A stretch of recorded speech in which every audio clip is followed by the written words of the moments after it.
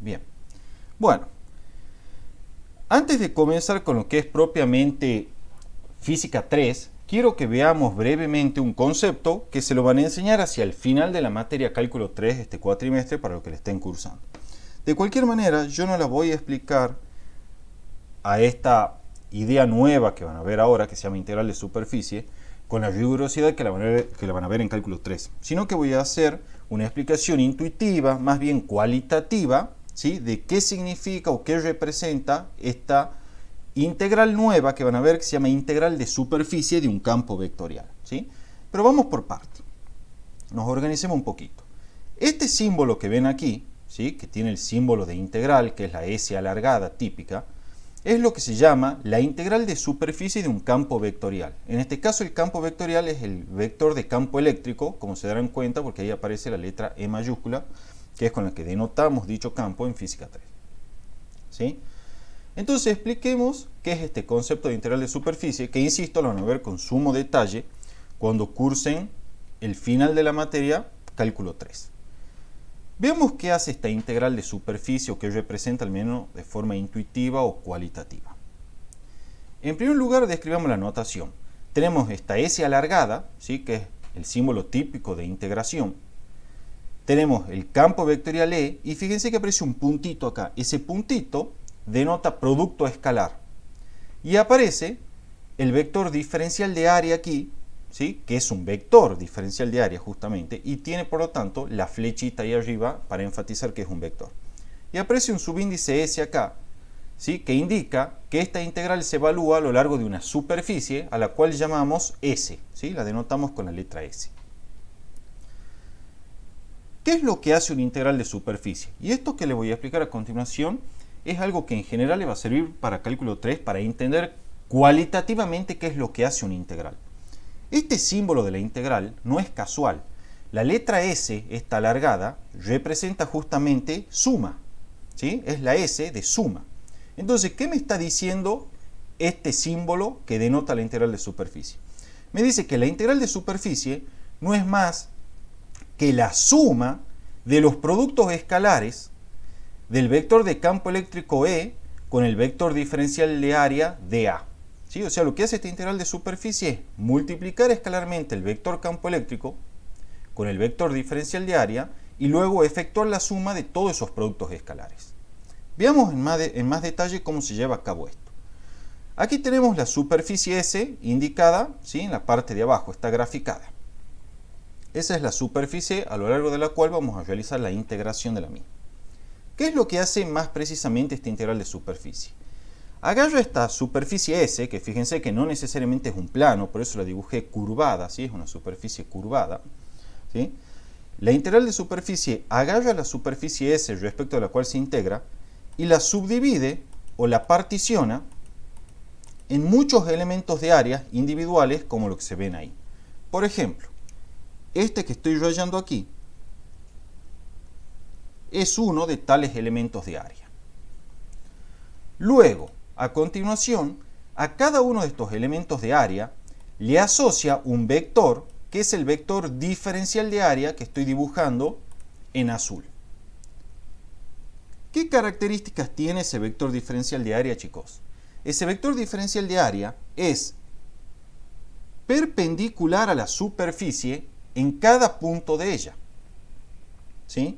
Y el módulo de ese vector diferencial de área no es otra cosa más que el área de este elemento de superficie que rayé ahí, ¿sí? Entonces, el vector diferencial de área ya sabemos que es un vector perpendicular a la superficie en cada punto y cuyo módulo es el área del elemento al cual está asociado ese vector. A continuación, lo que va a hacer esta integral de superficie es evaluar el vector de campo eléctrico en cada uno de estos elementos de área. Así, para el elemento que está rayado, supongamos el vector de campo eléctrico podría venir así. Y ese será el vector de campo eléctrico. A continuación, nuestra integral de superficie lo que hace es evaluar el producto escalar E escalar de A.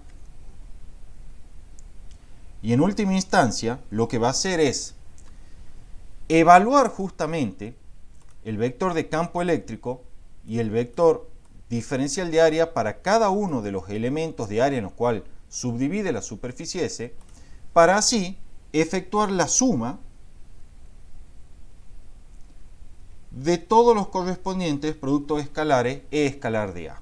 ¿Sí? Estos que están en verde acá son vectores de campo eléctricos asociados a los otros elementos de área restantes, como estos que estoy rayando ahí.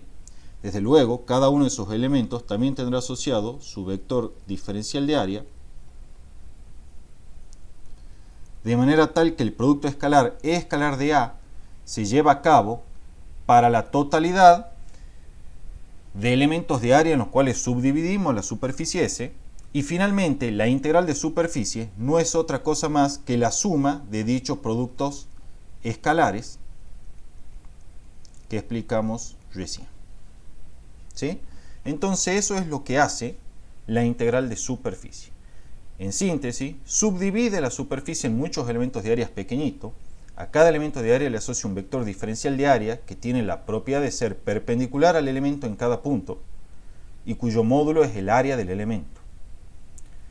Luego evalúa el vector de campo eléctrico en cada uno de estos elementos de área, lo multiplica escalarmente por el vector diferencial de área correspondiente y finalmente efectúa la suma de todos estos productos escalares evaluados para cada uno de los rectángulos o elementos de área en los que se subdivide la superficie a lo largo de la cual se integra. Esa es la integral de superficie de un campo vectorial. Eso es lo que hace.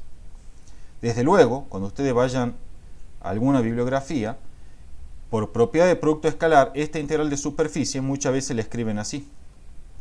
El módulo de E por el módulo de dA por el coseno del ángulo φ. Lo que están haciendo ahí es aplicar la propiedad de producto escalar que le dice que el producto escalar de dos vectores es igual al producto de los módulos de esos vectores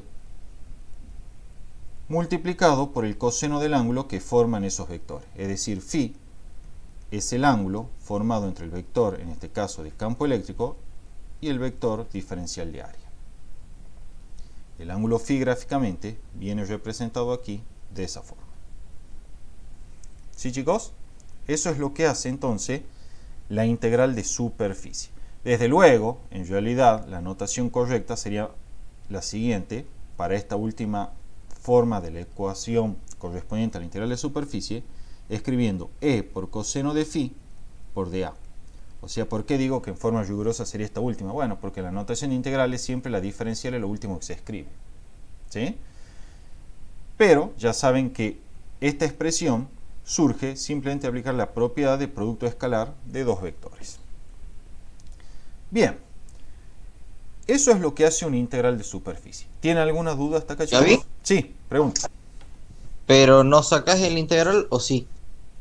¿Cuál? No, la integral no sale. No le saco nunca La integral no sale, es únicamente simplifica el producto escalar. Simplemente reescribo el producto escalar en virtud de la propiedad, Claro, por del propiedad. mismo. ¿Sí? Simplemente eso. Pero Ya, sigue ya. acá el símbolo de integral.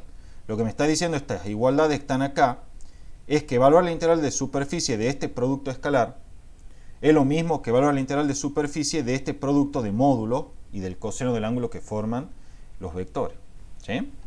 Eso es lo único que me está diciendo. Son todas expresiones matemáticamente equivalentes.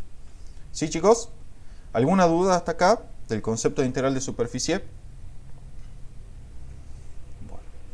Para finalizar, una propiedad que vamos a utilizar mucho cuando apliquemos ley de Gauss para las integrales de superficie es la siguiente. Supongamos que tenemos esta superficie, que de nuevo fíjense, las dibujo así curvadas de gusto para que ustedes entiendan que no necesariamente la superficie tiene que ser un plano. ¿Sí? Y supongamos que esta superficie la subdivido en dos superficies a su vez. Esta va a ser una superficie S1 y esta que queda sin rayar una superficie S2. La superficie S es por tanto la unión de la superficie 1 con la superficie 2. La propiedad de las integrales de superficie que me interesa explicar a continuación es la propiedad de aditividad respecto de la superficie de integración. ¿Qué es lo que me está diciendo? Me dice que si yo evalúo la integral de superficie de un campo vectorial E a lo largo de la superficie S, bueno, esa integral de superficie es exactamente lo mismo que evaluar la integral de superficie a lo largo de S1 del campo eléctrico E más la integral de superficie a lo largo de la superficie 2 de E escalar de A. ¿Sí? O sea, la propiedad esta de aditividad me dice que evaluar la integral de superficie a lo largo de la superficie S es lo mismo que evaluar la suma de las integrales de superficie de la superficie S1 y S2 en la que se subdivide la superficie original. ¿Sí? Esto que yo lo hice para dos superficies se generaliza sin cambio para n superficies en las cuales las puedo subdividir a la superficie S original. ¿Sí? Es muy común que empleemos esta propiedad cuando apliquemos ley de Gauss. Igual yo se lo voy a resaltar en su momento. ¿Sí? Para finalizar, chicos, hay un concepto importante que es el concepto de superficie cerrada. Prefiero dar ejemplos antes que definirla para que le quede claro qué es una superficie cerrada. Por ejemplo, cuando ustedes inflan un globo, la superficie del globo inflado constituye una superficie cerrada.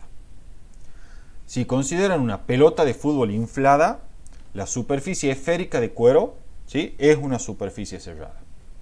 Si agarran una lata de durazno cerrada, o sea que todavía no la han abierto, el cilindro que contiene a toda la superficie lateral de la lata e incluso a las tapas de la lata que están cerradas, constituyen una superficie cerrada. Es decir, toda la lata en sí misma es una superficie cerrada. Se dice que un cilindro, por ejemplo, lo dibujemos así, un cilindro con su superficie lateral e incluyendo sus tapas, constituye una superficie cerrada. ¿Sí? Todos esos son ejemplos de superficie cerrada. ¿Estamos de acuerdo, chicos? Bueno, ¿qué es lo que me importa explicar acá?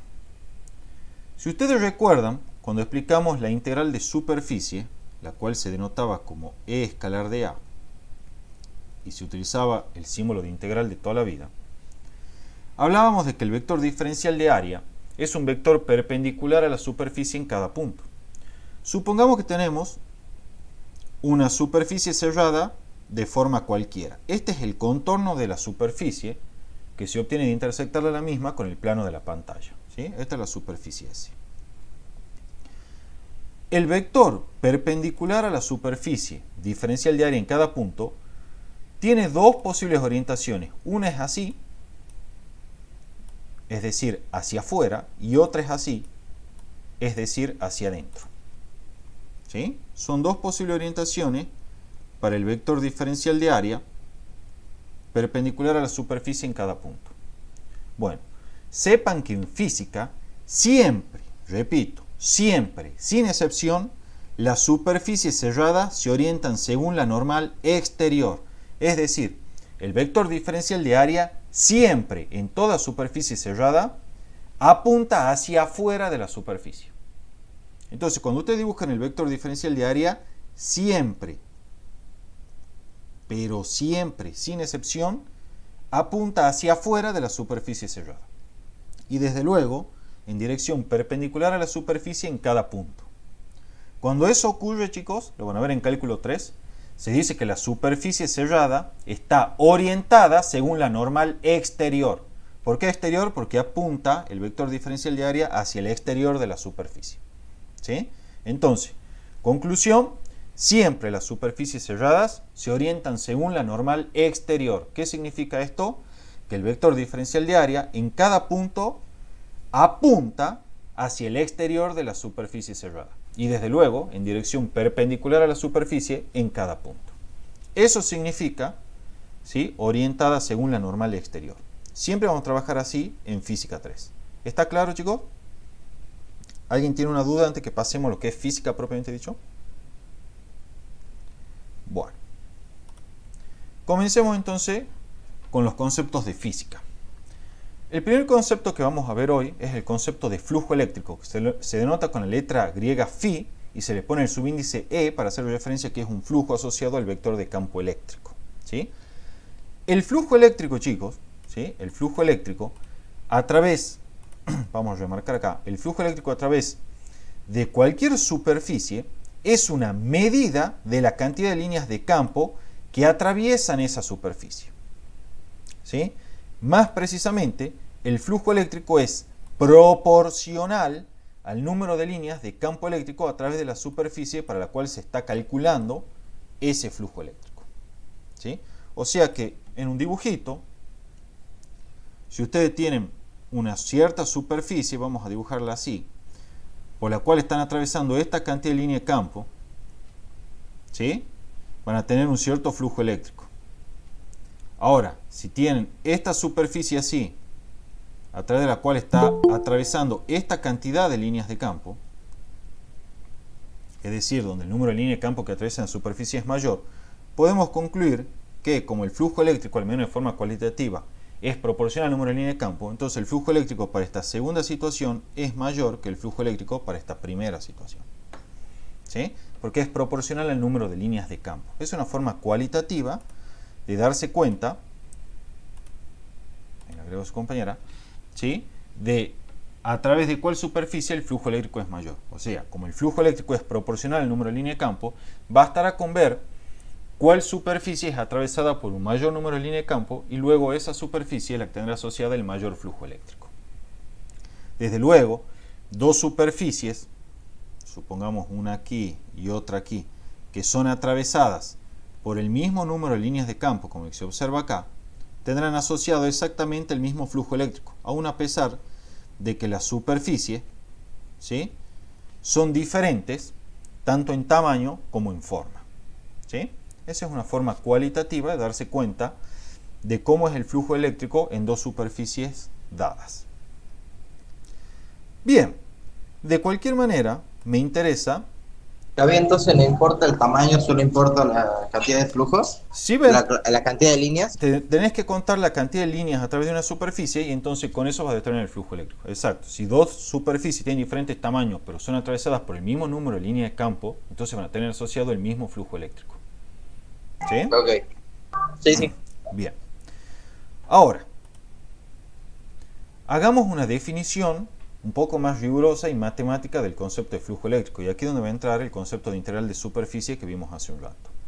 Definición. Esta es la definición matemática rigurosa de flujo eléctrico. La de recién era una definición un poco cualitativa. Dada la superficie S y el campo eléctrico E, se define al flujo eléctrico, chico, a través de la superficie S como la integral de superficie que aplicamos recién. ¿Sí? El flujo eléctrico es igual a la integral de superficie, justamente a lo largo de la superficie S respecto a la cual calculamos el campo eléctrico, ¿sí?, del vector de campo eléctrico, ¿sí?, asociado a una cierta distribución. Entonces, repito una vez más, el flujo eléctrico a través de una cierta superficie S asociado a un vector de campo eléctrico E no es más que la integral de superficie de ese campo eléctrico E evaluada justamente a lo largo de la superficie respecto de la cual estamos calculando o evaluando el flujo eléctrico. ¿Sí? Entonces, en los dibujitos de recién, si yo quiero calcular el flujo eléctrico a través de esta superficie S, matemáticamente lo que deberé hacer es evaluar esta integral de superficie para el campo eléctrico, ¿sí?, a lo largo justamente de esta superficie S que estoy rayando ahí. ¿Sí? Esa es la expresión matemática rigurosa que define el concepto de flujo eléctrico. ¿Sí? Cualitativamente, el flujo eléctrico era proporcional al número de líneas de campo. Entonces, si yo quería saber cómo era el flujo eléctrico a través de una superficie respecto de otra, contaba el número de líneas de campo. ¿Sí? Si las superficies son atravesadas por el mismo número de líneas de campo, entonces los flujos eléctricos son iguales. ¿Sí? Si son atravesadas por números diferentes de líneas de campo, entonces aquella superficie que es atravesada por el mayor número de líneas de campo es la que tiene el mayor flujo eléctrico asociado. Bien. En unidades de sistema internacional, el flujo eléctrico, chicos, se expresa en newton metros cuadrados sobre coulomb, ¿sí?, como está indicado aquí. Y algo que es importante es entender que el concepto de flujo eléctrico es una magnitud escalar. O sea que el flujo eléctrico no tiene asociada ni dirección ni sentido. El flujo eléctrico es un número. ¿Sí? Cuando ustedes resuelvan el flujo eléctrico para alguna distribución de carga calculado respecto a alguna superficie, ese flujo eléctrico, chicos, es un número seguido obviamente de su correspondiente unidad, que es newton metro cuadrado sobre coulomb en sistema internacional. Pero es un número, ¿sí? No tiene ni dirección ni sentido, es decir, no tiene carácter vectorial. No pongan un versor ni nada por el estilo después de calcular el flujo eléctrico, porque va a estar pésimo. El flujo eléctrico no tiene ni dirección ni sentido. Si bien es cierto que muchas veces cuando vayan a leer los libros van a encontrar frases como el flujo eléctrico sale o el flujo eléctrico entra, en realidad lo que sale o entra son las líneas de campo. ¿Sí? Lo que sale o entra en realidad son las líneas de campo. Sin embargo, los libros con que hacen ese abuso de notación y dicen el flujo eléctrico sale o el flujo eléctrico entra. Cuando dicen el flujo eléctrico sale, en verdad se refieren que las líneas de campo para las cuales estás calculando el flujo eléctrico salen. Cuando te dicen que el flujo eléctrico entra, se refiere a que las líneas de campo para las cuales estás calculando el flujo eléctrico están entrando a la superficie. Simplemente eso. Pero el flujo eléctrico estrictamente no tiene sentido decir ni entra ni sale porque no tiene dirección, ni tampoco sentido. ¿Sí? Es una magnitud escalar. ¿Estamos, chicos? Aquí está explicado detallado lo que les decía recién. El vector diferencial de área que aparece acá en la expresión de la integral de superficie es el vector elemento de área, el cual tiene dirección perpendicular a la superficie en cada punto de ella, y su módulo es de A, es decir, es el área de un elemento de superficie, que es lo que veíamos recién acá cuando explicábamos el concepto de integral de superficie. El dA en módulo, que estoy remarcándolo acá, no es más que el área de cada uno de estos rectanguloides, ¿sí?, en los que subdivido la superficie S respecto a la cual integro.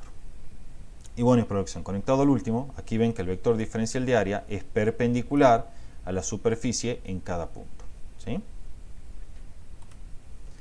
Y acá está la observación importante que hice hace un rato también. En física 3 consideraremos las superficies orientadas según la normal exterior, ¿sí? Es decir, el vector diferencial de área apunta hacia afuera de toda superficie cerrada. Si la superficie es abierta, ¿sí?, la orientación del vector diferencial de área es indistinta. Sin embargo, utilicen siempre una orientación del vector diferencial de área de manera tal que no se le complique con el ángulo, ¿sí? Cuando digo no se le complique con el ángulo, traten de evitar que se formen ángulos que sean mayores a 90 grados, porque siempre, cuando evalúan el coseno para ángulos mayores a 90 grados, tienen la tendencia de comerse el signo menos que aparece en la función coseno, ¿sí? Entonces traten de elegir vectores de área que formen ángulos agudos con el vector de campo eléctrico, cosa que cuando evalúen el producto escalar, que se usa para calcular el flujo eléctrico, ¿sí?, ese producto escalar en general sea positivo y no tengan que estar lidiando con signos negativos. Acá tenemos en detalle lo que les estoy explicando ahora con palabras. Fíjense, hay un caso particular. Si la superficie S es un plano, ¿sí?, si la superficie S es un plano, recuerden que no tenía por qué ser un plano. Acá de hecho yo la dibujé curvada para mostrar que esta superficie justamente está abombada, si está curvada, no es necesariamente un plano. Pero, desde luego, también puede ser un plano. Y ese es el caso particular que me interesa explicar a continuación. Si la superficie S es un plano, ¿sí?, de eso que conocen de álgebra, y el campo eléctrico es uniforme, ¿qué quiere decir que sea uniforme? Que tiene el mismo módulo, dirección y sentido en todos los puntos, entonces el flujo eléctrico se calcula simplemente evaluando este producto escalar, ¿sí? El flujo eléctrico es el producto escalar del vector campo eléctrico, que es uniforme, multiplicado por el vector área, donde el vector área desde luego va a ser perpendicular a tal superficie plana. Para que quede claro, fíjense, vamos a remarcar cada una de las cuestiones que aquí aparece. Fíjense, aquí tenemos en este contorno, ¿sí?, que lo voy a remarcar ahora en color negro, ¿sí?, ahí lo vamos a ensanchar un poco para que se vea más, ¿sí? Ese contorno que aparece ahí es el perfil de la superficie S. Es como si ustedes agarraran la tapa de un cuaderno de esos tapas duras, ¿sí?, lo miran de costado, de perfil. Entonces, ese contorno que remarqué ahí en negro, que está ahí, ¿sí?, es el perfil de la superficie S, que es un plano, como bien dijimos. A esa superficie S le asociamos un vector de área, que es el vector perpendicular que estoy marcando aquí en negro, ¿sí? Este es el vector de área, es un vector perpendicular a esta superficie que es un plano, ¿sí? Como la superficie es un plano, el vector área tiene una única dirección, ¿sí? O sea, en cualquier punto donde yo lo trace ese vector área, la dirección es la misma, ¿sí? Y es la dirección justamente del vector normal al plano. A su vez, fíjense que tenemos dibujado el vector de campo eléctrico E, que es uniforme. Como es uniforme, entonces las líneas de campo equidistan una de otra, ¿sí? Y esa distancia que separa la línea de campo permanece constante en toda la extensión dentro de la región en la cual el campo eléctrico es uniforme. Además, fíjense que obviamente, como consecuencia directa de lo que dije recién, las líneas de campo son paralelas, ¿sí? Esa es una característica de los campos eléctricos uniformes. Las líneas de campo son paralelas y equidistantes entre sí, lo que indica que el campo eléctrico tiene el mismo módulo, misma dirección y mismo sentido en todos los puntos. Entonces, en particular, aquí dibujé, fíjense, el vector de campo eléctrico, lo estoy remarcando ahora en color negro, ¿sí? El vector de campo eléctrico asociado al punto en el cual concurre con el vector área sobre la superficie plana que llamamos con la letra S. Φ es entonces, ¿sí? Acá está el ángulo Φ, es entonces el ángulo formado entre el vector de campo eléctrico y el vector área. Entonces el flujo eléctrico, chicos, que solo en estos casos particulares en los cuales la superficie es plana y el vector campo eléctrico es uniforme, se puede calcular como E escalar A. O lo que es lo mismo por propiedad de producto escalar es el módulo de E por el módulo de A por el coseno del ángulo Φ, siendo Φ el ángulo formado entre el vector de campo eléctrico y el vector área. Aquí está lo que les explicaba recién. Si el ángulo Φ pertenece al segundo cuadrante, ¿sí? O sea, son ángulos mayores a 90 grados, entonces el producto escalar este va a ser negativo y el flujo eléctrico va a ser negativo. En cambio, si el ángulo Φ que forma el vector de campo eléctrico con el vector área es un ángulo del primer cuadrante, esto es menor a 90 grados, entonces el flujo eléctrico va a ser positivo porque el producto escalar de esos dos vectores va a ser positivo dado que el ángulo que forman es un ángulo agudo, ¿sí? Entonces, si acá ustedes, miren, nos redibujemos acá la situación, tenían este perfil de superficie, tenían este vector área, ¿sí? Pero ahora en vez de usar ese vector área, lo orientan así. Recuerden que esta superficie es abierta, entonces acá no tengo la restricción de que el vector de área tenga que tener un sentido particular, ¿sí? Y este es mi vector de campo eléctrico. Entonces fíjense que aquel ángulo que forman es un ángulo del segundo cuadrante, ¿sí?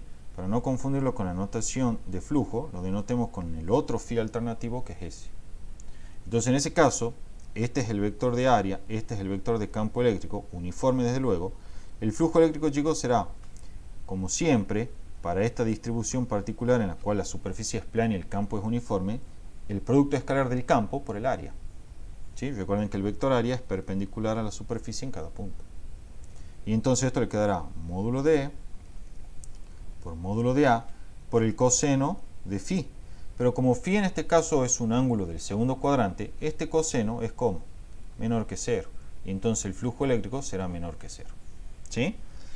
Eso es lo que estoy explicando, o mejor dicho, indicando, en esta partecita de aquí. ¿Sí? ¿Está claro esto, chicos? Esto es álgebra 1. ¿Sí? ¿O necesitan que explique algo de esto? Bueno. Vamos a ver un concepto importantísimo de física 3, que es la ley de Gauss, ¿sí? La ley de Gauss es una de las ecuaciones de Maxwell del electromagnetismo, ¿sí? Así que es importantísima. Ley de Gauss. ¿Qué es lo que establece? La leamos primero a esta ley y después la expliquemos. La ley de Gauss establece que para toda superficie cerrada, no importa qué forma tenga, cualquiera sea la forma, sea una forma regular o irregular, ¿sí? La única condición que tiene que cumplir la superficie es que sea cerrada, ¿sí? Para toda superficie cerrada, orientada según la normal exterior, eso quiere decir que los vectores diferenciales de área siempre van a apuntar hacia afuera de la superficie cerrada, ¿sí? Acá está indicado entre paréntesis, y cualquiera sea la distribución de carga que tengamos, ya sea continua o discreta, ¿sí? El flujo eléctrico es proporcional a la carga neta encerrada dentro de la superficie. Es decir, la ley de Gauss establece, chicos, que para cualquier superficie cerrada y cualquier distribución de carga que yo tenga, el flujo eléctrico, esto es la integral de superficie del vector de campo eléctrico a lo largo de tal superficie cerrada, es igual a la carga encerrada dentro de la superficie dividida en la permitividad eléctrica del vacío, que es el epsilon 0. ¿Sí? donde, acá está el detalle, Q encerrada es justamente la suma algebraica, esto es con signo, de todas las cargas que están encerradas dentro de la superficie cerrada. ¿Sí? Deben ir los signos incluidos. Si la carga es positiva, va positiva, si es negativa, va negativa. Y E representa, desde luego, el campo eléctrico total. Esto es, el campo eléctrico resultante debido a la superposición de los campos de las cargas que están tanto fuera como dentro de la superficie cerrada. O sea que este vector de campo eléctrico que está acá, chicos, es el campo resultante total debido a la superposición de todos los campos debido a todas las cargas, estén tanto dentro como fuera de la superficie. ¿Sí? Lo veamos a esto con dibujos para que quede más claro. Supongamos que tenemos esta superficie cerrada así. Y dentro de esta superficie tenemos una carga Q1, una carga Q2 y pongamos cargas también afuera de la superficie, como la carga Q3 y la carga Q4. Y viene alguien y le dice, che, calculame el flujo eléctrico a lo largo de esa superficie. El flujo eléctrico se refiere a la integral de superficie del vector de campo eléctrico total o resultante a lo largo de la superficie S. Aclaro algo que no lo indiqué recién. Fíjense que ahora, en la expresión de la integral de superficie, agregué este circulito acá. ¿Saben qué significa ese circulito? Que la superficie a lo largo de la cual se evalúa esta integral de superficie es una superficie cerrada. La ley de Gauss solamente se aplica a superficies cerradas. Por eso es que en la notación de la ley de Gauss, fíjense, el flujo eléctrico, en su definición de integral de superficie, va acompañado de este circulito que estoy remarcando acá, que es para enfatizar y recordar que la superficie para la cual se aplica la ley de Gauss es solamente una superficie cerrada. Cuidado, el flujo eléctrico se define para cualquier superficie, sea cerrada o abierta. ¿Sí? El flujo eléctrico se define para cualquier superficie, no importa si es cerrada o abierta. Por eso en la definición de flujo eléctrico yo no ponía el circulito, porque no necesariamente la superficie era cerrada, aunque puede serlo desde luego. Sin embargo, en la ley de Gauss, la superficie a lo largo de la cual se evalúa el flujo eléctrico sí o sí es cerrada, y por eso va este circulito, para recordarnos que es cerrada. ¿Sí? Bien. Volviendo a la explicación, si le piden calcular el flujo eléctrico a través de esta superficie S, esto es, a través de la superficie cerrada S, por eso va el circulito acá, la ley de Gauss me dice de que el flujo eléctrico a través de esa superficie es directamente la carga encerrada en la superficie sobre epsilon 0. ¿Quiénes son las cargas que están encerradas en la superficie? Q1 y Q2. Entonces esto será Q1 más Q2 con su respectivo signo sobre epsilon 0. Y listo, calculado el flujo eléctrico a través de la superficie S. Si viene alguien y le dice, che, calculame el flujo eléctrico a través de esta superficie que voy a llamar S2, bueno, por ley de Gauss, el flujo eléctrico a través de esa superficie cerrada S2 será la carga encerrada, esto es Q1 más Q2 más Q4 sobre epsilon 0. Y ya está calculado el flujo eléctrico a través de la superficie S2. ¿Ven, chicos? Fíjense qué herramienta poderosa. O sea que será lo mismo que hacer la integral. Exacto, eso es. Resolver esta integral que es súper complicada, van a ver ustedes, resolverla así a priori con las herramientas de cálculo 3, se reduce a algo muy sencillo que se limita simplemente a sumar las cargas y dividirlas en epsilon 0. Cuando digo sumarla, me refiero a una suma algebraica en la cual vamos a incluir los signos correspondientes a las cargas. ¿Sí? Es una herramienta matemáticamente muy poderosa, porque los ahorra de calcular esta integral, que sería un lío, lo van a ver en cálculo 3, ¿sí? Y entonces en vez de calcular esa integral que sería un lío, lo que hacemos es evaluar todas las cargas que están dentro de la superficie, las sumamos algebraicamente, las dividimos en la permitividad del vacío, y eso es el flujo eléctrico. Eso es exactamente lo mismo que evaluar esta integral de superficie, ¿sí? A lo largo de la superficie cerrada. Y esto vale cualquiera sea la distribución de carga. ¿Sí, chicos? Enfatizo una vez más algo que es clave, y es que el vector de campo eléctrico que aparece en la integral de superficie para calcular este flujo eléctrico es el campo eléctrico resultante, total. ¿Qué quiere decir esto? Si yo tomo el campo eléctrico acá y tiene, por ejemplo, esta dirección, sentido y módulo, ese campo eléctrico que está ahí es la resultante del campo eléctrico producido por Q1 más el campo eléctrico producido por Q2 más el campo eléctrico producido por Q3 más el campo eléctrico producido por Q4. ¿Sí? O sea, el campo eléctrico en cada punto de la superficie sobre la cual estamos evaluando el flujo eléctrico es el campo eléctrico total resultante debido a la superposición de los campos de todas las cargas, tanto que están dentro como fuera de la superficie cerrada. ¿Sí? De todas, es siempre el campo eléctrico total. Es importantísimo que tengan en claro eso, porque muchas veces ustedes, como aquí en el segundo miembro de la ley de Gauss aparece la carga encerrada, están tentados a pensar que entonces este campo eléctrico es solamente el debido a las cargas encerradas. No. Este campo eléctrico de aquí es la superposición de todos los campos debido a todas las cargas, tanto fuera como dentro de la superficie cerrada. Sin embargo, lo que me está diciendo la ley de Gauss es que solo las cargas que están encerradas dentro de la superficie contribuyen al flujo eléctrico total. Las que están afuera no. ¿Sí? ¿Está claro eso, chicos? Bueno, entiendo que sí. Bueno, aquí está indicado igual, ¿no? Es el campo eléctrico total debido a la superposición de los campos de todas las cargas, tanto fuera como dentro de la superficie. Eso es la ley de Gauss. Vale para toda superficie, no importa la forma que tenga, y para toda distribución de carga, no importa si es discreta, continua o incluso discreta y continua a la vez. Siempre vale. ¿Sí? El concepto de densidad de carga ya lo vimos anteriormente, pero lo repetimos de nuevo. La densidad superficial de carga, que la denotamos con la letra griega sigma, no es más que la carga dividida en el área en la cual se encuentra esa carga. Esto es Coulomb sobre metro cuadrado en sistema internacional.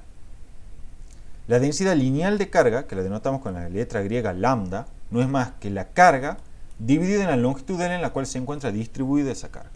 En sistema internacional, la densidad lineal de carga se expresa en Coulomb sobre metro. Y la densidad volumétrica de carga, que la denotamos con la letra griega ρ, no es más que Q sobre B, es decir, es la carga dividida en el volumen en el cual se encuentra distribuida. En sistema internacional se expresará en Coulomb sobre metro cúbico. Gaby, Sí. ¿ese volumen únicamente con qué lo sacamos? ¿Con el integral? ¿El volumen? No, depende. No hace falta que te pongas a integrar. Es el volumen del cuerpo en el cual está distribuida la carga. Generalmente va a ser un volumen de forma regular, como una esfera, y entonces lo va a calcular como 4/3 de pi por radio al cubo. ¿Sí? Una cosa así, sencilla, digamos. Pero si es deforme no tengo chance, ¿verdad? Ahí te lo van a tener que usar con integrales, no te va a quedar otra, pero no te van a tomar eso. ¿Sí? Beto, No hay chance. gracias. Dale, de nada. ¿Sí? Bueno, viene ahora otro concepto importante que es el concepto de conductor y aislador, ¿sí? En física 3. ¿Qué es un conductor? Ya algo saben ustedes. Un conductor, chicos, es una sustancia que presenta cargas libres. ¿Sí? Que presente cargas libres quiere decir que presenta cargas que pueden desplazarse a través del conductor ante la interacción con campos eléctricos. ¿Sí? O sea, que si nosotros tenemos un conductor, por ejemplo, un conductor de una forma cualquiera, como este así, lo rayemos para indicar que es algo sólido, ¿sí? Este conductor tiene cargas libres de manera tal que cuando yo este conductor lo someto a un campo eléctrico, entonces sus cargas libres van a responder a tal campo eléctrico desplazándose en alguna dirección y en algún sentido. ¿Sí? Tiene cargas libres que pueden moverse. Eso lo vieron en química. ¿Sí? El modelo de mar de electrones en un conductor metálico es lo que explica por qué los metales son buenos conductores del calor y de la electricidad. ¿Sí? Eso es entonces un conductor.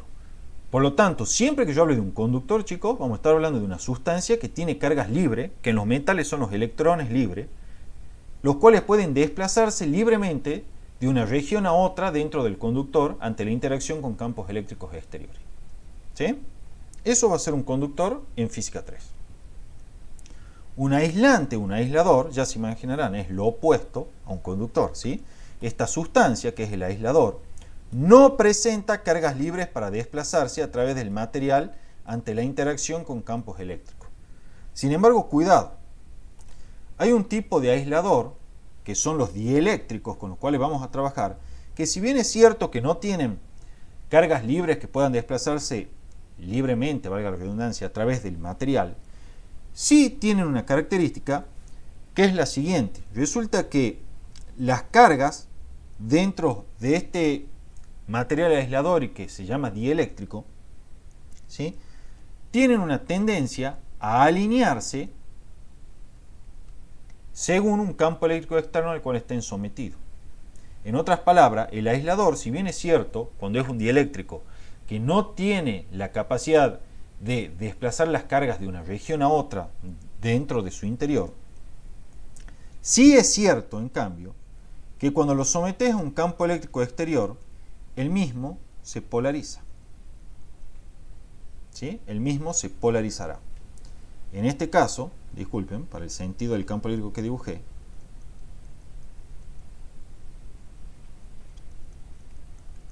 esta sería la polarización experimentada por tal material aislador o dieléctrico. ¿Sí?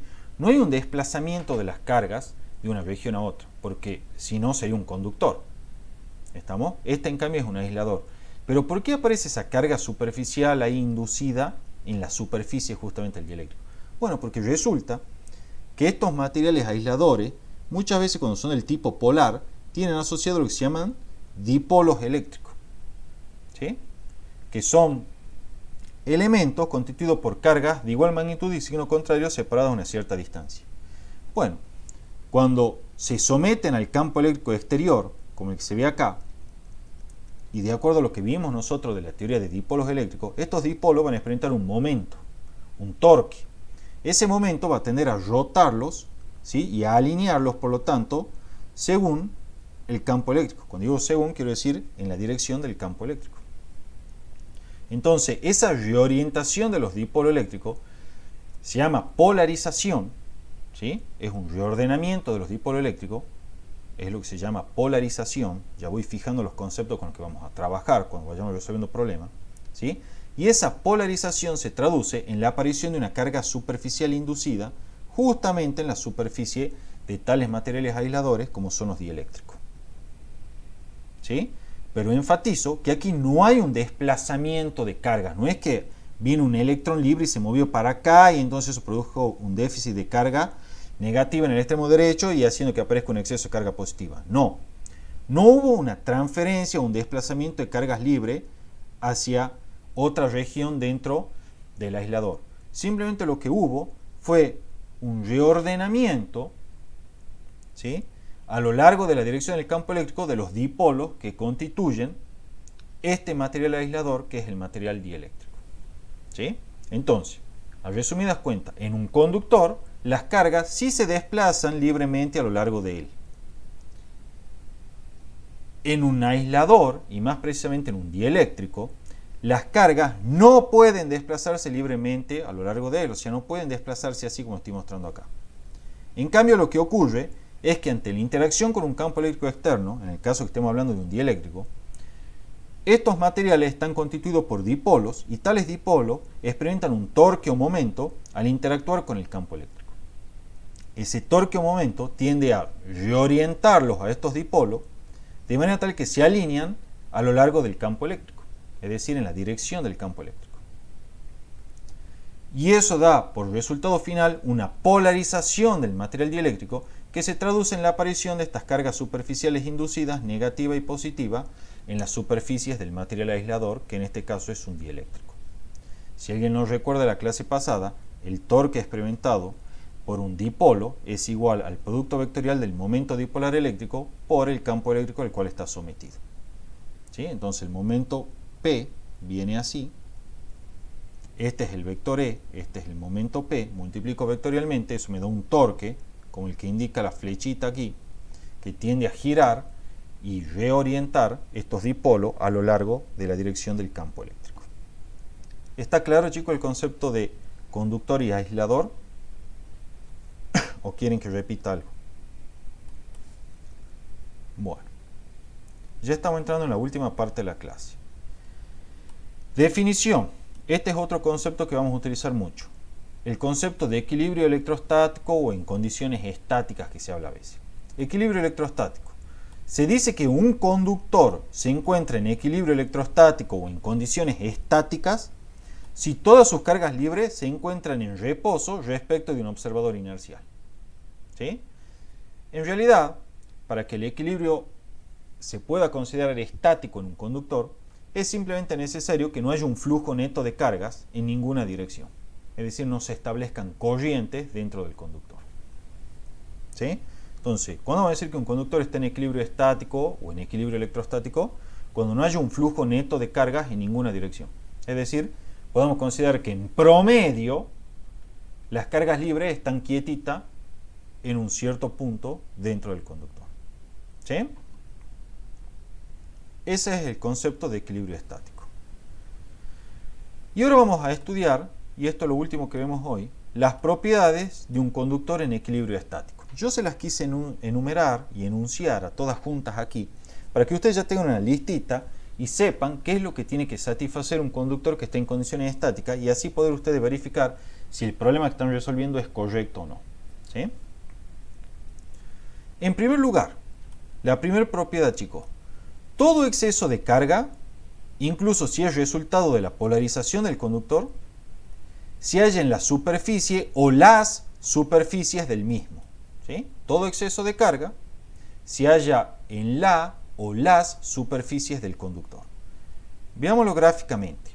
¿Qué me está diciendo esto? Me está diciendo que, mira, si vos tenés un conductor que está en condiciones estáticas, entonces toda carga, digamos, supongamos acá positiva, debe estar en la superficie del mismo, como se indica acá. ¿Sí? Yo aquí la supuse positiva, también podría ser negativa. ¿Estamos, chicos? Eso es lo que me está diciendo la primera propiedad. Todo exceso de carga en un conductor, en este caso el conductor que dibujé es un conductor macizo, ¿sí? Toda carga en exceso en este conductor macizo se encuentra en la superficie del mismo si estamos en condiciones estáticas, es decir, de equilibrio electrostático. El por qué lo vamos a ver a continuación. Pero primero leamos la segunda propiedad. La segunda propiedad dice, el campo eléctrico E en todo punto interior del mismo es cero. ¿Sí? Acá está indicado con símbolos. El campo eléctrico es cero para todo punto interior del conductor. ¿Por qué es eso? Volvamos acá al dibujito. Si yo tengo un conductor, nosotros sabemos que este conductor está constituido por un gran número de cargas libres, es decir, que se pueden mover libremente ante la interacción con campos eléctricos externos. Si el campo eléctrico no fuese cero en el interior del conductor, entonces, ¿qué ocurriría, chicos? Ese campo eléctrico interactuaría con cada una de las cargas libres, ¿sí? Y por lo tanto, ¿qué haría ese campo eléctrico? Ejercería una fuerza sobre esas cargas libres y ¿qué haría en última instancia? Las aceleraría y por lo tanto las desplazaría a lo largo del conductor. En otras palabras, si el campo eléctrico dentro del conductor no es nulo, lo que va a ocurrir es que se va a establecer una corriente de cargas dentro del conductor. Y eso contradice la hipótesis de que el conductor está en equilibrio estático.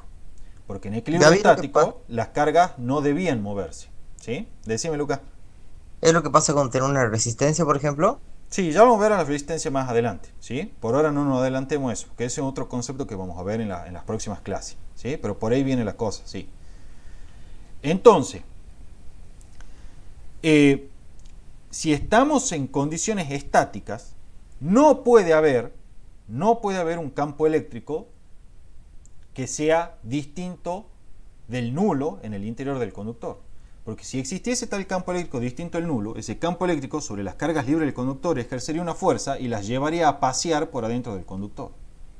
En otras palabras, se establecerían corrientes eléctricas dentro del conductor y eso contradice la hipótesis de que el conductor está en equilibrio estático, en el cual, como dijimos, todas las cargas deben estar al menos en promedio ubicadas en la misma posición, es decir, no se pueden establecer corrientes eléctricas cuando estamos en condiciones estáticas. En síntesis, en todo conductor en condiciones estáticas, el campo eléctrico en su interior es igual a cero para todo punto en su interior. ¿Sí? Solo en esas condiciones vamos a poder alcanzar el equilibrio estático. ¿Sí? Porque solo en esas condiciones las cargas libres no se van a desplazar a lo largo del conductor. Ahora bien, esto es lo que explica la segunda propiedad, que como les dije, indica que el campo eléctrico en todo punto interior debe ser cero.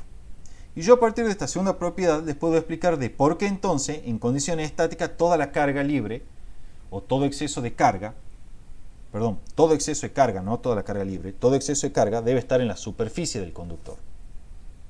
¿Por qué? Porque supongamos por el absurdo que hay alguna carga en el interior del conductor, ¿sí? Como esta que está aquí.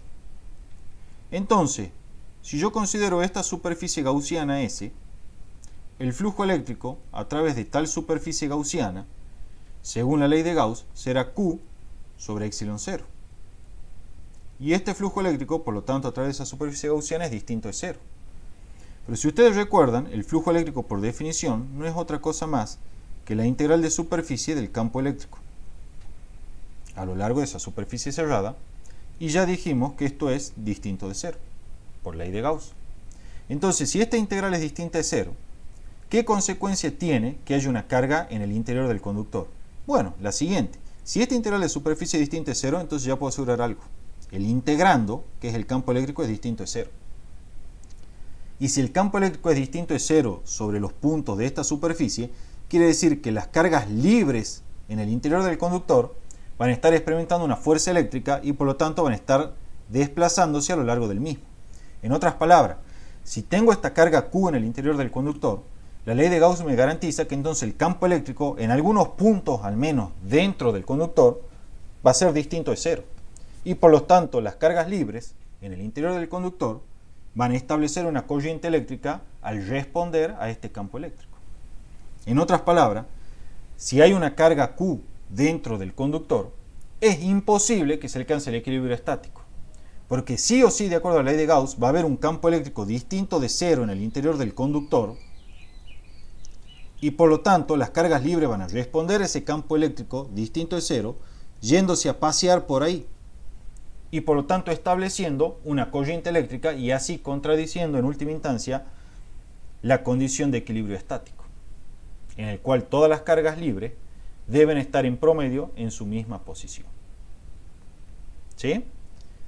¿Entienden, chicos, la justificación entonces de por qué en un conductor en condición estática no puede haber carga en su interior y por qué no puede haber campo eléctrico en su interior?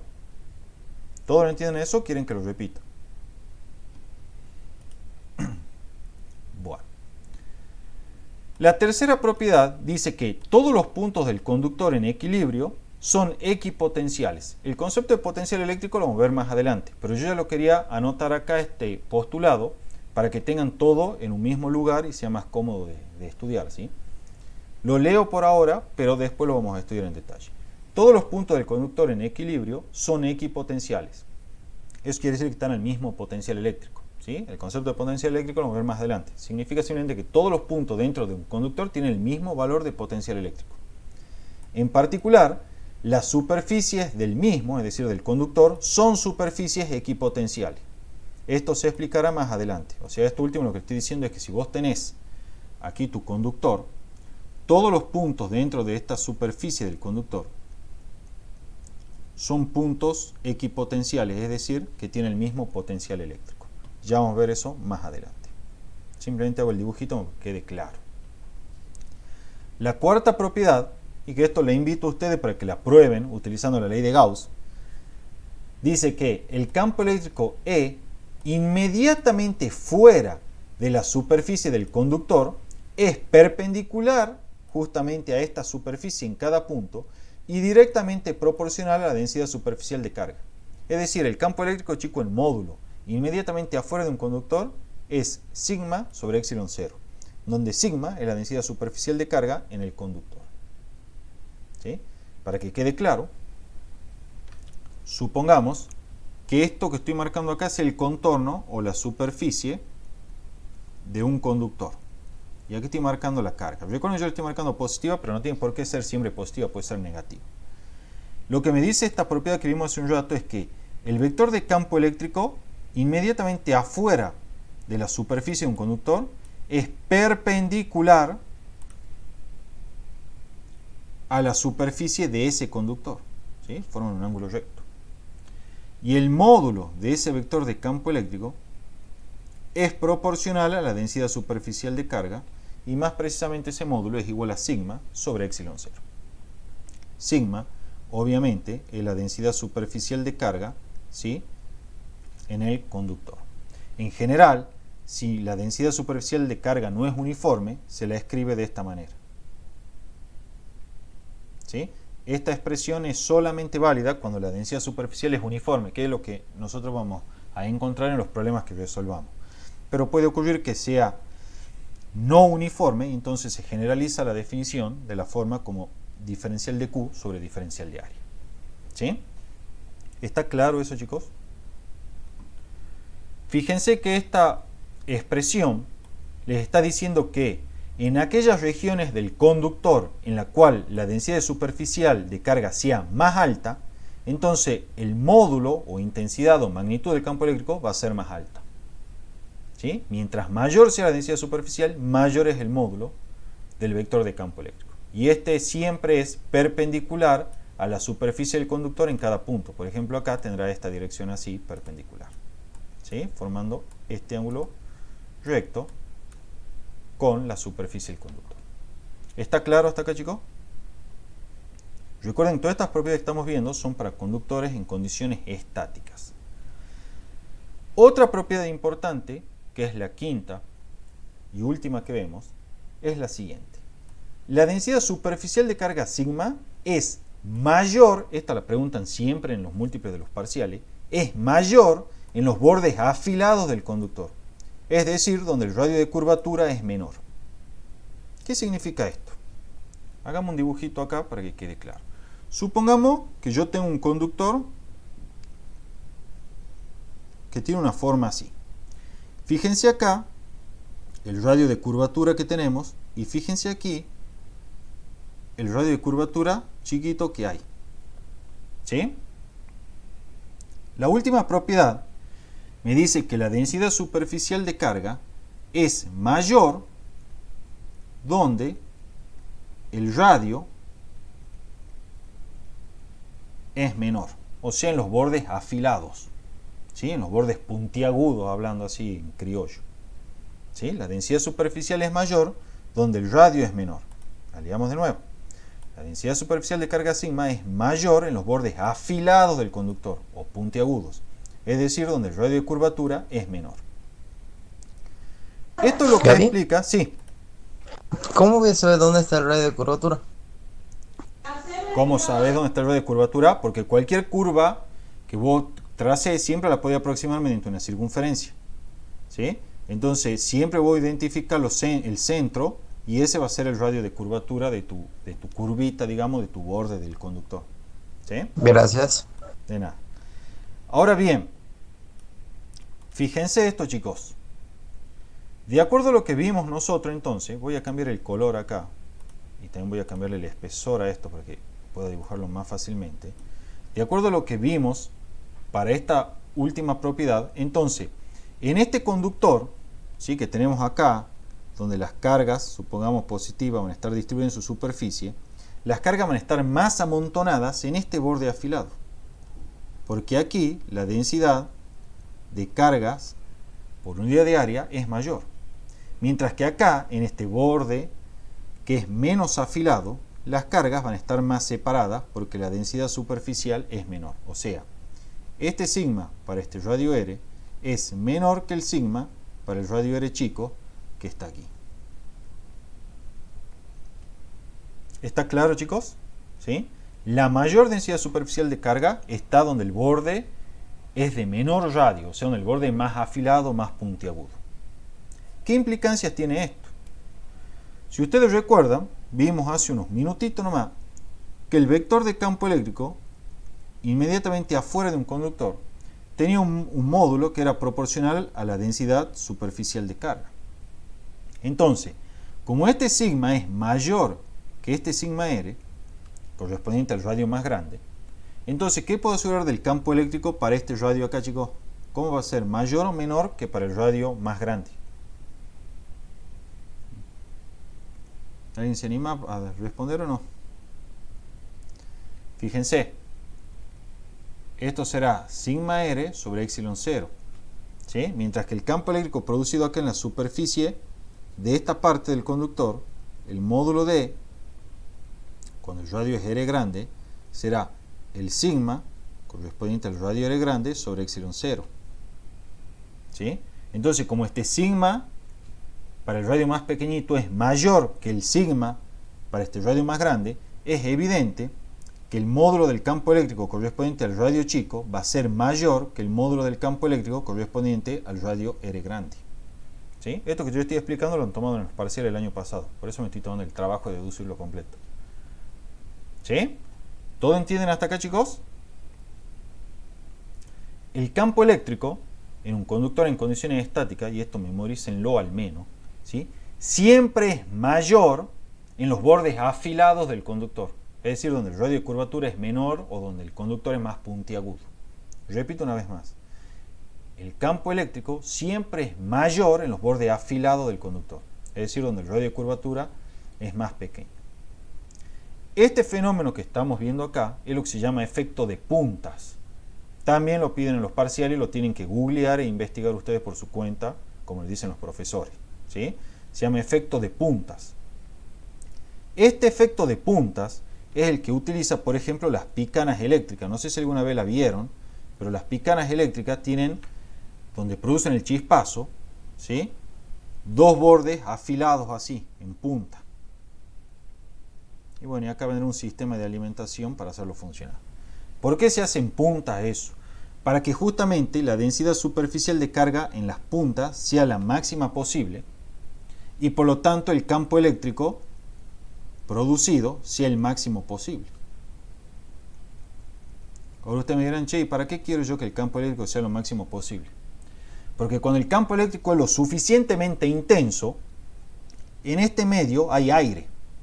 Cuando el campo eléctrico es lo suficientemente intenso en las adyacencias de estas puntas, ¿sí?, lo que va a ocurrir es que ese campo eléctrico va a empezar a arrancar los electrones del aire, ¿sí?, de las moléculas que forman el aire. En otras palabras, ese campo eléctrico intenso que aparece en las adyacencias de estas puntas es lo suficientemente grande como para comenzar a ionizar las moléculas del aire. Hablando en criollo, empieza a arrancar los electrones de las moléculas del aire, ¿sí?, y establece unas ciertas trayectorias que son unas trayectorias de conducción. Esas trayectorias de conducción son las que van a formar en definitiva el famoso rayo ese que ven ustedes o descarga eléctrica que caracteriza a las picanas. ¿Sí? Algunos hornos o algunas cocinas, todavía en las hornallas, tienen un sistema de arranque que funciona así, ¿sí? Tienen el efecto de punta de manera tal que producen un campo eléctrico intenso que ioniza el aire circundante formando trayectorias de conducción a través de las cuales se establece la chispa o descarga eléctrica, ¿sí? Y es lo que enciende la hornalla. Bueno, por eso es importante el efecto de punta y en esas condiciones se lo puede considerar utilizable, ¿sí? En otras condiciones puede ser peligroso. Por ejemplo, cuando ustedes están cargando combustible van a ver que los surtidores, ¿sí?, tienen las mangueras conectadas a tierra. Las conectan a tierra para que el surtidor, justamente si llega a acumular carga por el rozamiento constante con el aire o justamente con la boquilla por donde se carga combustible en el auto, llegase a acumular carga, esas cargas se vayan a tierra. ¿Por qué? Porque si yo no las mandara a tierra, en algún momento se van a empezar a acumular tantas, ¿sí?, que pueden producir un efecto de punta, ionizar el aire circundante, producir la chispa y bueno, no hace falta ya que le explique qué es lo que va a ocurrir, ¿no? Por eso también le piden que apaguen celulares y todas esas cuestiones. Ese es el efecto de punta, lo piden en el parcial, les recomiendo que lo googleen, ¿sí?, porque la verdad es que hay muchos sitios donde lo muestran con animaciones, todo bastante lindo, ¿sí?, pero aquí está explicado con rigurosidad, al menos un poco más matemática de con la que lo van a encontrar en internet, ¿sí?, hablando de densidades superficiales y todas esas cuestiones. Sí. ¿Una bujía también utiliza el efecto de también punta? utilizan el efecto de punta, exactamente, y los pararrayos también. ¿Sí? Los pararrayos también utilizan el efecto de punta. El chiste de los pararrayos es que produzcan la descarga, ¿sí?, o sea, produzcan la ionización parcial de la atmósfera para que se produzca la descarga antes de que se alcance una diferencia de potencial que pueda ser realmente peligrosa. ¿Sí? Cuando todavía es controlable, producen la descarga atmosférica. Una aclaración, adelantándonos un poco, lo que voy a ver más adelante. Este efecto, chicos, en lo cual se produce la ionización parcial del aire circundante, ¿sí?, a una punta que tiene una alta densidad superficial de carga, se llama también descarga de corona o descarga en corona. ¿Sí? Porque cuando le hacen las fotos así en el infrarrojo o un tipo especial de fotografía, se observan cuando se producen estas descargas justamente como unas formas de coronas, así son captadas. ¿Estamos? Por eso se llama descarga en corona también. O sea, cuando se produce la ionización del aire circundante, estas puntas que tienen una alta densidad superficial de carga, recordemos que tal ionización consiste en que los electrones son arrancados, ¿sí?, de las moléculas, en este caso del aire, debido a la interacción con el campo eléctrico intenso. Bueno, cuando se produce esta ionización, ¿sí?, que da origen a ciertas trayectorias de conducción por las cuales se va a establecer esa chispa o descarga eléctrica, ese fenómeno también se llama descarga en corona, ¿sí?, porque cuando le sacan fotografía, en el CIER van a ver que las fotos toman, cuando se produce tal fenómeno, que se producen unos trazos así, aparecen en las imágenes, que tienen forma de corona, por eso se llaman descarga de corona, ¿sí? Y otra aclaración más, también adelantándonos un poco, lo vamos a ver más adelante, cuando se forman las trayectorias, ¿sí?, las trayectorias de conducción en un material que era inicialmente no conductor, como lo es el aire, ¿sí?, eso se conoce como ruptura del dieléctrico, ¿sí? Cuando se forman estas trayectorias de conducción debido a la ionización parcial del material por la interacción con el campo eléctrico intenso, ¿sí?, bueno, ese efecto de ionización parcial y de formación de estas trayectorias de conducción se llama ruptura del dieléctrico, ¿sí?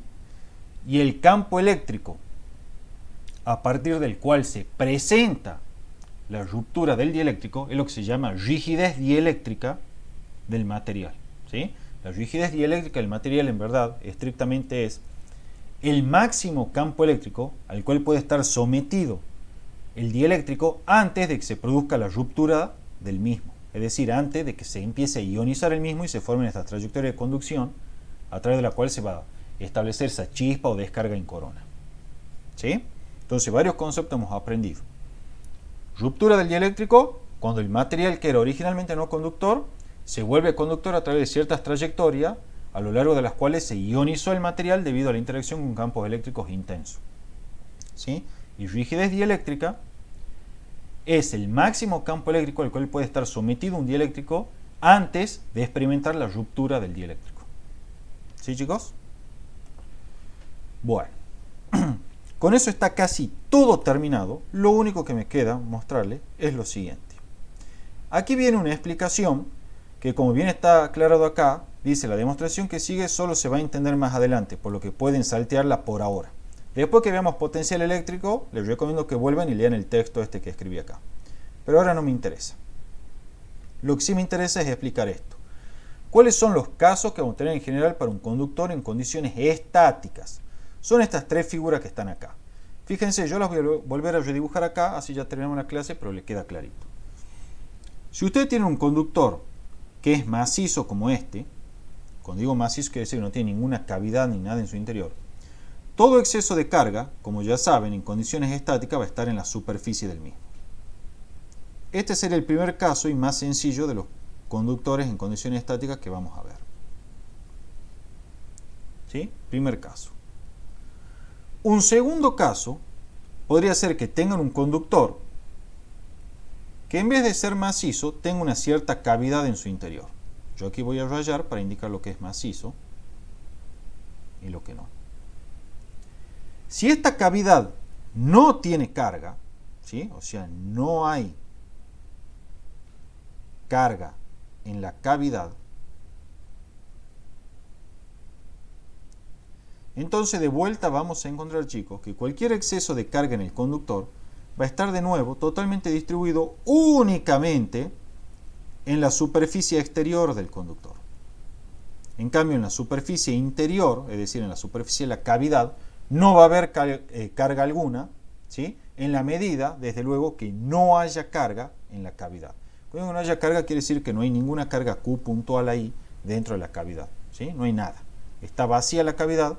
Entonces, en ese contexto, en condiciones estáticas, de nuevo, al igual que lo que ocurría con el conductor macizo, toda la carga va a estar distribuida en la superficie exterior únicamente y no va a haber nada en la interior. Además, está aclarar que el campo eléctrico en el interior de este conductor es cero y el campo eléctrico en el interior de este conductor es cero. Ahora ustedes se preguntarán, che, ¿y qué pasa dentro de la cavidad? Resulta que dentro de la cavidad también el campo eléctrico es cero en la medida que la cavidad no albergue ninguna carga. ¿Estamos hasta acá, chicos?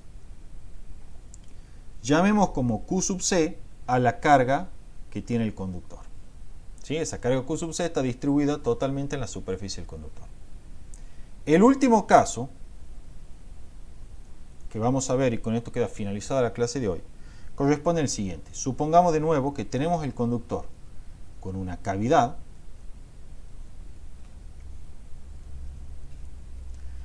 Este conductor ahora, sin embargo, en su cavidad sí tiene una carga Q. ¿Qué es lo que va a ocurrir acá, chicos? Bueno, primero, el conductor tenía una carga total Q sub C. Y ahora tenemos que ese conductor adentro de la cavidad tiene una carga Q también. Esa carga Q que está dentro de la cavidad está aislada del conductor, en el sentido que no está en contacto con el conductor. Imagínense que está flotando dentro de la cavidad. ¿Sí? Entonces, ¿cómo sería la distribución de carga acá? Fíjense, razonemos lo siguiente. Yo quiero que ustedes lo entiendan a esto de dónde sale. Como el conductor está en condiciones estáticas, ¿cuánto tiene que valer el campo eléctrico en todo punto interior del mismo? 0. ¿Sí? Entonces, a continuación vengo y tomo una superficie gaussiana cualquiera. Por ejemplo, esta que estoy marcando así. Cuando digo superficie gaussiana, es una superficie cerrada. ¿Sí? Y digo, el flujo eléctrico a través de tal superficie, ya sabemos que por definición es E escalar de A. ¿Sí? Integral, desde luego, a lo largo de la superficie S que es cerrada. Pero como este campo eléctrico a lo largo de toda la superficie, que está totalmente incluida dentro del conductor, es 0, ¿sí? Porque hemos dicho que el campo eléctrico dentro de un conductor es 0, entonces esta integral de superficie, ¿cuánto va a valer? 0. ¿Sí? Entonces fíjense, por definición de flujo eléctrico, y como sé que el conductor está en condiciones estáticas, ya sé que el flujo eléctrico a través de esta superficie gaussiana S, que está dentro del conductor, es 0. ¿Sí? Insisto, el campo eléctrico en cada punto de esta superficie gaussiana es 0, porque esta superficie está dentro del conductor. Y por lo tanto, el campo eléctrico es 0 en cada punto de ella. ¿Estamos hasta ahí, chicos? Ahora bien, por ley de Gauss, yo sé que este flujo eléctrico es a su vez igual a la carga encerrada por la superficie,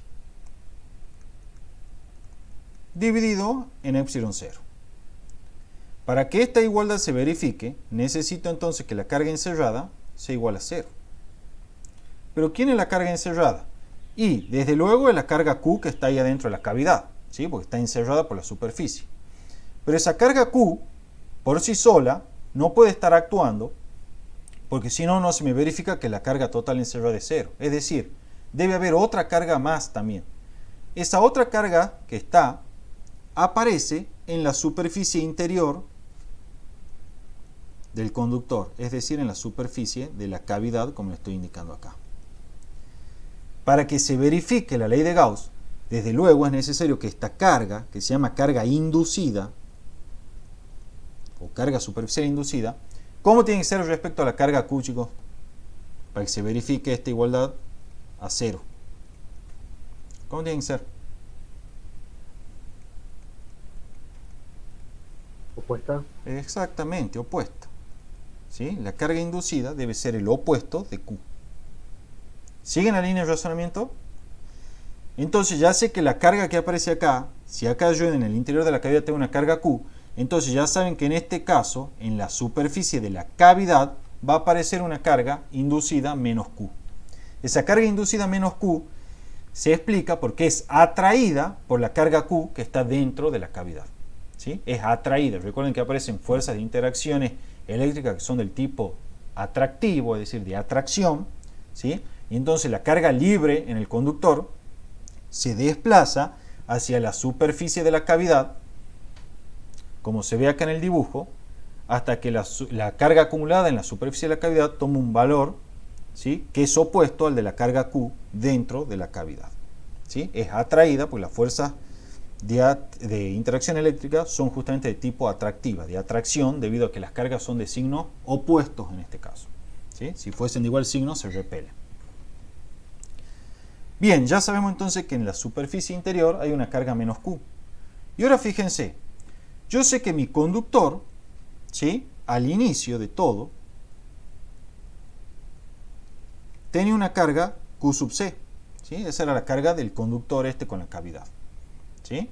Esa carga Q sub C solamente reside dentro del conductor.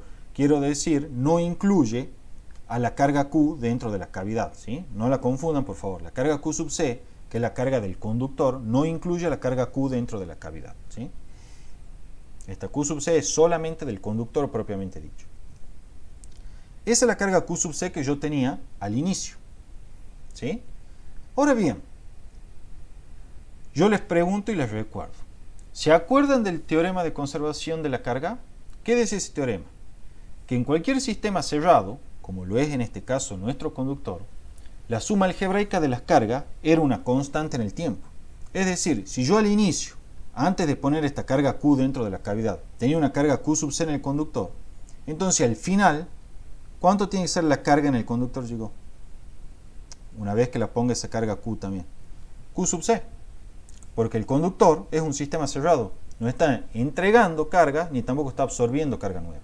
Recuerden que esa carga Q va solita y flotando en la cavidad. No entra al conductor. ¿Sí? Entonces, si al inicio tenía la carga Q sub C, al final debo seguir teniendo la misma carga Q sub C. Pero al final, la carga que tengo, que insisto es de valor Q sub C porque no se modifica, porque el conductor es un sistema cerrado, estoy aplicando el teorema de conservación de la carga, al final esa carga Q sub C será la suma de la carga inducida dentro de la superficie de la cavidad, ¿sí?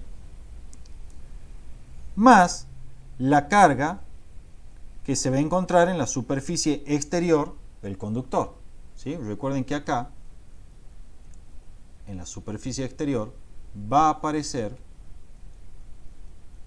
el resto de carga, ¿sí? Esa es la carga en la superficie exterior del conductor. Esta carga inducida en la superficie interior del conductor ya sabemos que es menos Q. Y esta Q exterior que tenemos ahí, chicos, es la carga que aparece en la superficie exterior del conductor. Entonces, fíjense, yo de esta expresión de acá puedo despejar y decir la carga en la superficie exterior del conductor va a ser la carga que tiene el conductor más la carga, ahí estamos, más la carga Q, porque esta carga menos Q la paso sumando al primer miembro. Entonces, a resumidas cuentas, ya tenemos resuelto el problema más complicado, ¿sí?, de un conductor con una cavidad y que esa cavidad alberga una cierta carga. Resulta que vos tenés esa carga Q, entonces aquí se induce, suponiendo que esa carga Q sea positiva, una carga negativa que es menos Q. Desde luego, si esta carga Q fuese negativa, entonces se induciría acá una carga positiva que sería más Q, ¿sí? Pero bueno, ya estamos trabajando así, es que lo respeto, menos Q. Y en la parte exterior aparecerá finalmente una carga exterior que es igual a la carga que tiene el conductor más la carga Q que está dentro de la cavidad.